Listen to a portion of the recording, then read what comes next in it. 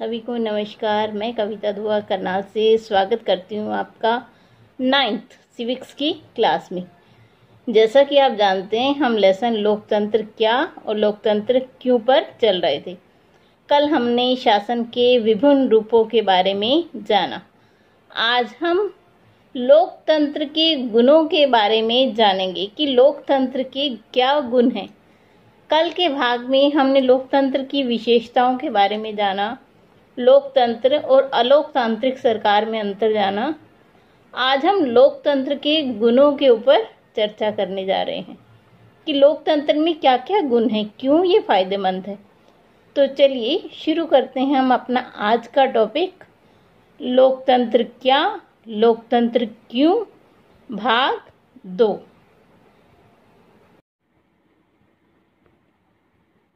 देखिए, आज का लेसन शुरू करने से पहले हम देख लेते हैं कि हमने अब तक क्या देखा था। जो लेसन का हमने पहला भाग बनाया था उसमें सबसे पहले हमने इस लेसन को देने के उद्देश्य जाने थे। उसके बाद शासन के विभिन्न रूप, मतलब कितनी प्रकार की सरकारें हैं, उनके बारे में चर्चा की थी। जो मेन रूप हैं वो 3 ही हैं, राजतंत्र, लोकतंत्र, सैनिक तंत्र या तानाशाही जिसे हम कहते हैं। देखिए, राजतंत्र राजाओं का राज है। लोकतंत्र में सत्ता जनता के हाथ में होती है कि जनता अपनी मर्जी का व्यक्ति को वोट देकर नेता चुनती। सैनिक तंत्र या तानाशाही एक व्यक्ति या कुछ व्यक्तियों के समूह का शासन है। उसके बाद हमने लोकतंत्र का अर्थ जाना कि लोकतंत्र डेमोक्रेसी ग्रीक भाषा के शब्द डेमोस और क्रेटिया से मिलकर बना, जिसका अर्थ है लोगों के हाथ में शक्ति। उसके बाद हमने लोकतंत्र की एक प्रसिद्ध परिभाषा जो कि अब्राहम लिंकन जी की है उसके बारे में जाना। लोकतंत्र जनता के लिए जनता द्वारा सरकार है।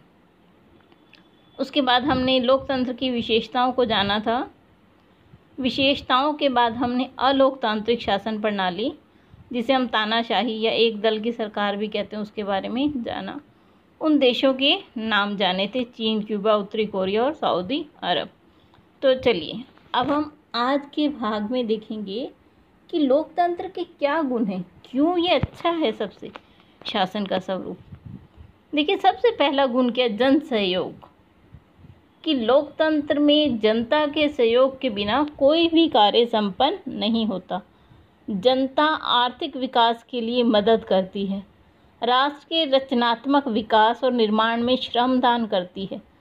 लोकतंत्र सहयोग का प्रतीक ही नहीं बल्कि जनता के जन सहयोग की भावना उत्पन्न करने का एकमात्र साधन है। जब हमें पता है कि हमारे नेता हमने ही चुने हैं, तो हम उनके हर अच्छे कार्य में सहयोग देते हैं और अपने देश को आगे बढ़ाने का प्रयास करते हैं। तो देखिए, इसमें क्या क्या चीज़ें आ जाती हैं। गरीबों की सेवा करना, प्राकृतिक कोई विपदा आती है तो उसमें जनता सहयोग देती है। अभी आपने हाल ही में देखा होगा, जब कोरोना स्टार्ट हुआ तो काफ़ी लोगों ने, जो प्रवासी मजदूर थे, उन्हें भोजन, उनके आने जाने की व्यवस्था की। तो ये जनता का सहयोग है जिसकी वजह से लोकतंत्र चलता है। तो सबसे बड़ा गुण क्या, देखिए, जन सहयोग। उसके बाद हम देखते हैं अगला गुण, सांस्कृतिक एकता। देखिए, ऐसा नहीं है कि कोई भी नेता एक ही समुदाय का है। अलग अलग समुदाय के लोग राजनीति में आते हैं, कोई सिख, कोई हिंदू, कोई मुस्लिम, कोई ईसाई। तो सभी वर्ग मिलकर सरकार चलाते हैं। तो इससे क्या होता है कि लोगों के बीच में भी एकता बनी रहती है। मान लीजिए हमारे देश में बहुत से समुदाय के लोग रहते हैं। अगर जो शासन करने वाला हो वो किसी एक पर्टिकुलर समुदाय का हो तो उससे देश में एकता नहीं बन पाएगी। लोगों के अंदर ये भावना आ जाती है कि वो अपने ही समूह के, अपनी ही जाति के लोगों का कल्याण करना चाहता है। तो सबसे बड़ा जो गुण है वो है सांस्कृतिक एकता। विभिन्न वर्गों के लोग सरकार बनाते हैं और कल्याणकारी कार्य कर कर सरकार को लेकर चलते हैं। अगला गुण देखते हैं इसका, जनहित, मतलब जनता के हित के काम करना। जो लोकतंत्र है इसका कार्य क्या है? जनता का कल्याण करना, विकास करना, उन्हें सुविधाएं देना। तो लोकतंत्र का सबसे जो महत्वपूर्ण गुण है वो है जनहित। अगला है देखिए राजनीतिक प्रशिक्षण। इससे क्या होता है? जो लोग इलेक्शन के समय नेताओं का साथ देते हैं, उनके हर कार्य में सक्रिय भागीदारी करते हैं, तो उन्हें भी राजनीतिक प्रशिक्षण प्राप्त हो जाता है कि कैसे इलेक्शन के समय नॉमिनेशन फाइल करना है, क्या प्रक्रिया होती है, कितने दिन प्रचार करना है। तो इस सब के बारे में जनता को जानकारी रहती है। तो ये एक राजनीतिक प्रशिक्षण का काम भी करता है। आगे देखते हैं इसके कुछ और गुण हम। देखिए नैतिकता का विकास। जो लोकतंत्र है उसमें लोगों के अंदर राष्ट्र प्रेम, देशभक्ति, त्याग, बलिदान, सेवा, सहनशीलता आदि गुणों का विकास होता है। नागरिकों को राष्ट्र से जोड़े रखने का प्रयास करते हैं। लोकतंत्र उच्च गुणों का विकास करने का प्रयास करता है। नैतिकता लोकतंत्र को भ्रष्ट होने से रोकती है। तो देखिए लोकतंत्र के माध्यम से लोगों की नैतिकता का विकास होता है। नैतिकता क्या है? कि देश के लिए त्याग की भावना होना, बलिदान, सेवा, सहनशीलता, ये सब गुणों का विकास उसके अंदर होता है। अगला है क्रांति का अभाव। छोटी छोटी बात पर लोग खून खराबा करने को तैयार नहीं होते। वो अपनी मांगों को शांतिपूर्ण ढंग से कहना सीख जाते हैं लोकतंत्र में। अब हम आगे देखते हैं। देखिए अभी तक हमने देखा लोकतंत्र, अब हम देखते हैं तानाशाही की विशेषताएं क्या है। तानाशाही या जिसे अधिनायकवाद हम कहते हैं, उसकी क्या विशेषताएं? सबसे पहले राज्य में निरंकुशता, मतलब कोई भी व्यक्ति नेता के खिलाफ कुछ बोलने की क्षमता नहीं रखता। दूसरा, एक नेता का गुणगान। इसमें तानाशाही में क्या होता है कि एक ही व्यक्ति नेता होता है और लोग उसके गुणों का ही गुणगान करते हैं। एक दलीय प्रणाली। इन देशों में जहाँ भी आपको तानाशाही मिलेगी वहाँ पर एक ही दल की सरकार होती है, जैसे कि चीन, उत्तरी कोरिया। अधिकार और स्वतंत्रता का ना होना। ऐसे देशों में लोगों को अधिकार नहीं मिले होते, स्वतंत्रता नहीं होती, जैसा शासक कह दे वही सब होता है। तो चलिए हमने तानाशाही की विशेषताएं देखी। अब हम देखते हैं लाभ क्या हैं। देखिए जहाँ हर चीज़ में कुछ कमियां हैं वहाँ उसके फ़ायदे भी हैं। तो तानाशाही के लाभ क्या हैं? सबसे पहला लाभ देखिए क्या है कि शासन कुशलता होती है। अब लोकतंत्र में क्या है? पहले प्रधानमंत्री, फिर मंत्री, फिर अन्य नेता, फिर आईएएस, और ये सब नीतियाँ लागू होते होते बहुत समय लग जाता है। लेकिन तानाशाही में क्या है कि एक व्यक्ति ने जो आदेश दिया वही पूरे देश में उसी समय लागू हो जाता है।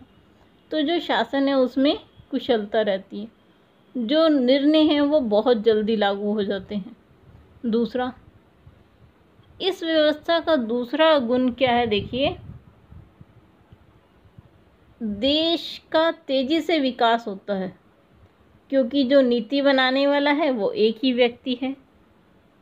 तो जो विकास के लक्ष्य वो निर्धारित करता है, उसे पाने की वो पूरी कोशिश करता है।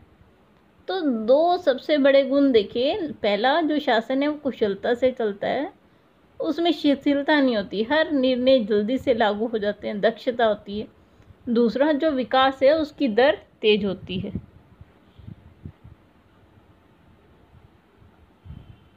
देखिए तानाशाही के कुछ और लाभ हम देखते हैं। देश में एकता की स्थापना में अधिनायक तंत्र बहुत स्थापक है, क्योंकि जो विरोधी होते हैं और जो अन्य दल है उनका तो दमन हो गया, तो कोई खिलाफ बोलने वाला ही नहीं होता, तो सब मिलकर इकट्ठे ही रहते हैं। जैसे हिटलर और मुसोलिनी, इसी तरह के जर्मनी और इटली को एक करने में सफल रहे थे। देखिए जर्मनी भी दो भागों में बटा हुआ था और इटली भी, तो इन तानाशाहों ने उन्हें इकट्ठा किया दो को मिलाकर एक बनाए। दूसरा क्या है, राष्ट्रीयता की भावना, क्योंकि उसी नेता का इतना प्रभाव होता है कि व्यक्ति उस राष्ट्र में, उनके अंदर राष्ट्र के प्रति एकता की भावना, जब नेता खड़ा होकर कहता है ये काम करना है तो सभी व्यक्ति उस कार्य को करने में लग जाते हैं, तो उसमें राष्ट्रीयता की भावना। चलिए, अभी हमने तानाशाही के लाभ देखे थे, अब हम देखते हैं लोकतंत्र के क्या दोष हैं। देखिए, सबसे पहला क्या है, राजनीति का राजनीतिकीकरण। लोग जिन आदर्शों और मूल्यों की स्थापना करने के लिए राजनीति में आते हैं, वो यहाँ आने के बाद उनका काफ़ी लोगों का व्यवहार ही चेंज हो जाता है। वो सिर्फ अपने लाभ तक ही सीमित रह जाता है। सबसे बड़ा दोष ये है।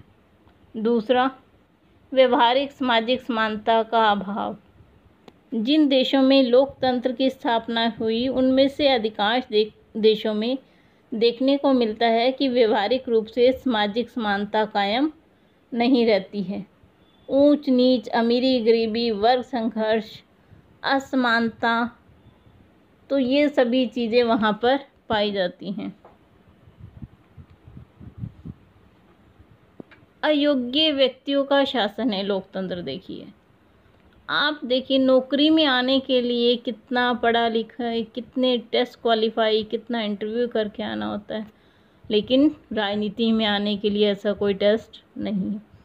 कोई भी व्यक्ति इलेक्शन में खड़ा हो जाता है, तो इसीलिए, और चाहे वो अनपढ़ भी हो, अगर चुनाव जीत गया तो वो नेता या मंत्री बन जाता है। अगला है भ्रष्टाचार।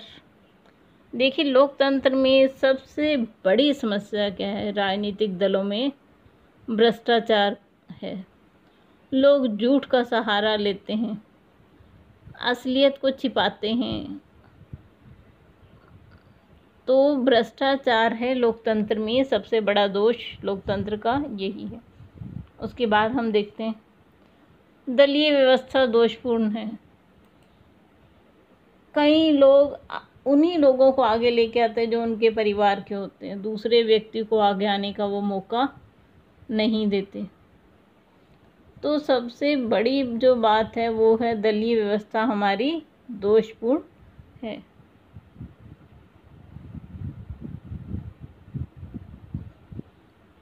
समय व अत्यधिक धन का व्यय। देखिए, जब इलेक्शन आते हैं, बहुत ही खर्चीली प्रणाली है। लोग पब्लिसिटी करने में, इलेक्शन का प्रचार करने में इतना धन व्यय करते हैं, कितनी ही गाड़ियाँ उनकी दिन रात दौड़ती हैं, उनके यहाँ खाना चलते रहते हैं, तो इस सब में क्या है, धन की बर्बादी होती है। जिस धन को खर्च करते हैं, बाद में उस धन को लोकतंत्र से ही पूरा करने की कोशिश करते हैं। तो ये लोकतंत्र के कुछ दोष हैं।